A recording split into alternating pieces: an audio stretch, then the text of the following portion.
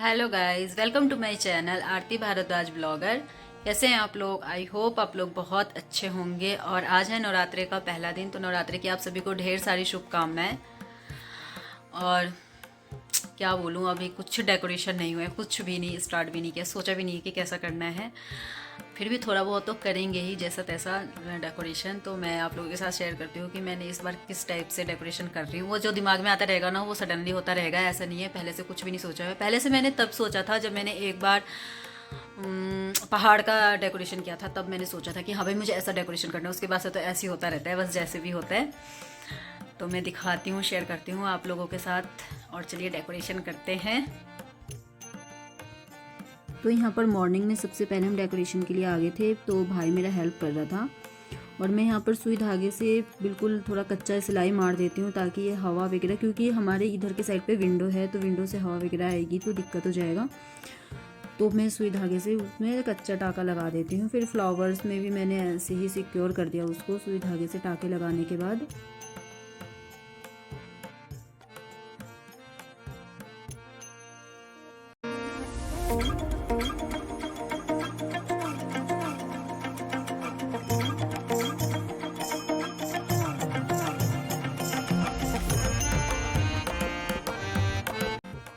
फिर यहाँ पर नीचे बॉटम क्लिप वगैरह लगाना था, जिसमें मेरा भाई हेल्प कर रहा था। वो कर रहा था कि चलो मैं ही कर देता हूँ। और लड़ी भी भाई लगाता है, क्योंकि मुझे बहुत डर लगता है, तो वही लगाता है ये सारी चीज़ें। तो गाइज़ ये इतना डेकोरेशन हो गया है। अब यहाँ पर बीचों बीच हम लगाएंगे चौकी। यहाँ पर चौकी लगाएंगे इस जगह पे बीचों बीच। फिर इधर पे कलश होगा, और इधर का स्पेस तो ऐसे ही खाली रहेगा। देखते हैं, वहाँ पर कुछ डेकोरेशन वगैरह का आइटम होगा तो मैं डाल दूँगी। और ये भाई लड़ी लगाएगा, क्योंकि ये सब मेरे बस का नहीं है लड़ी वगैरह लगाना। तो इतना हो गया है। अब मैं सोच रही हूँ कि पहले नहा धो लेते हैं, उसके बाद हम चौकी वगैरह लगाएंगे, क्योंकि नहाने के बाद ही सही है। तो ये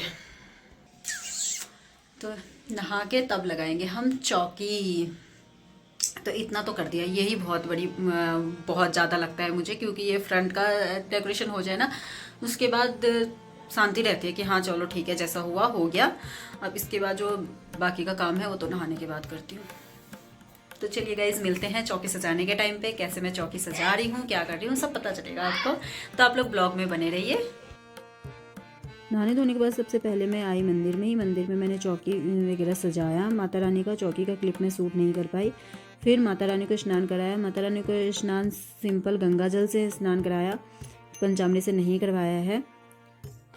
तो ये माता रानी को स्नान कराने के बाद एक हमारे पास छोटी माता रानी भी है, उनको भी स्नान कराया। पहले हमारे पास छोटी माता रानी ही थी, फिर बड़ी तो मैंने बाद में लिया है। तो हम दोनों की सेवा करते हैं। तो ये ड्रेस मैंने रेड कलर का बनाया था, और ग्रीन ज्वेलरी का कंट्रास्ट है। ज्वेलरी का सामान क्योंकि मैं ला नहीं पाई थी, तो इसलिए मुझे यही पहनाना पड़ गया। मतलब पहले का ज्वेलरी जो रखा हुआ है वही पहनाया।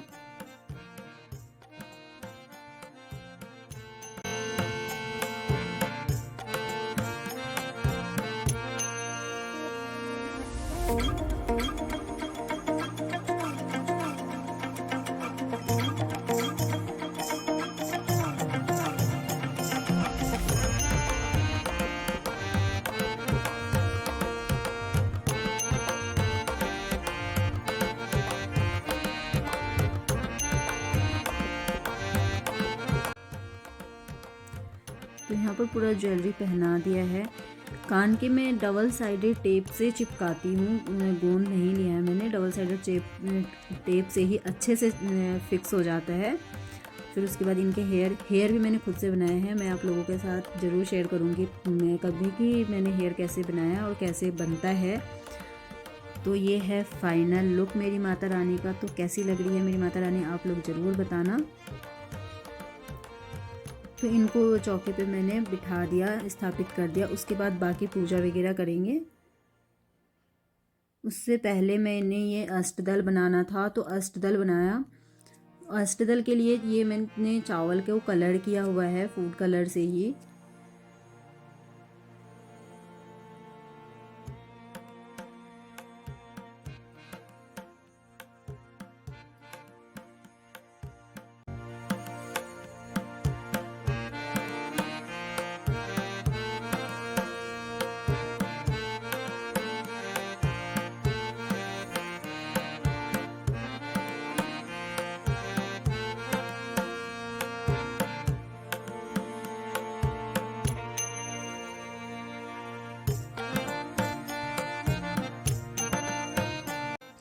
यहाँ पर मैं कर रही हूँ कलश की तैयारी।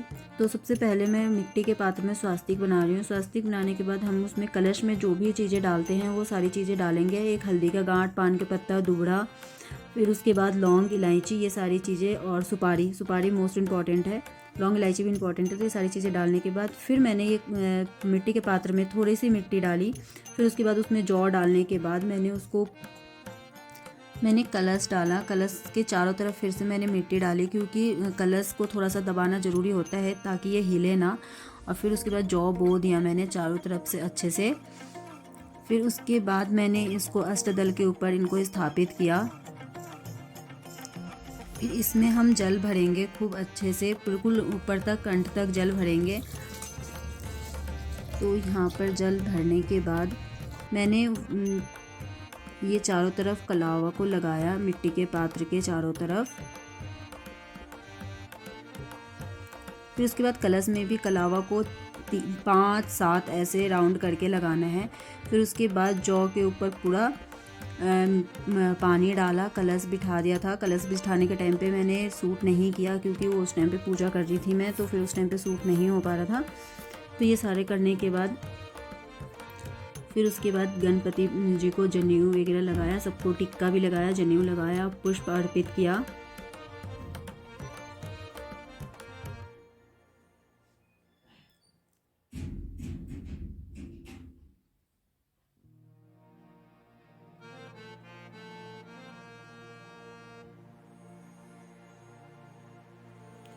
फिर उसके बाद मैंने पान के पत्ते पे 2 मतलब लौंग, इलायची, सुपारी और हल्दी की गांठ, ये सारी चीज़ें करी।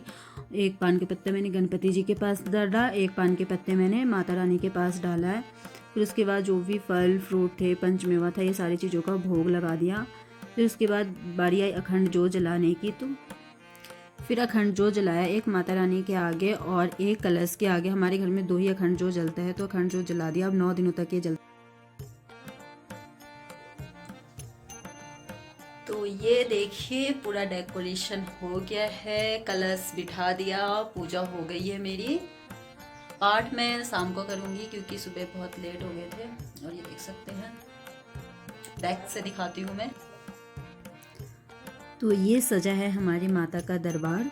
तो बहुत ही ज़्यादा सिंपल सोवर सा, बहुत प्यारी लग रहा था। और माता रानी तो बहुत ही ज़्यादा प्यारी लग रही थी मुझे, मतलब जैसा इमेजिन किया था ड्रेस में वैसे ही बिल्कुल, उससे भी ज़्यादा सुंदर लग रही थी। रेड और ग्रीन के कंट्रास्ट में तो और ज़्यादा प्यारी लग रही थी।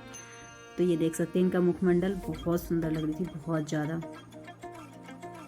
और ये कलश का दर्शन कीजिए आप लोग।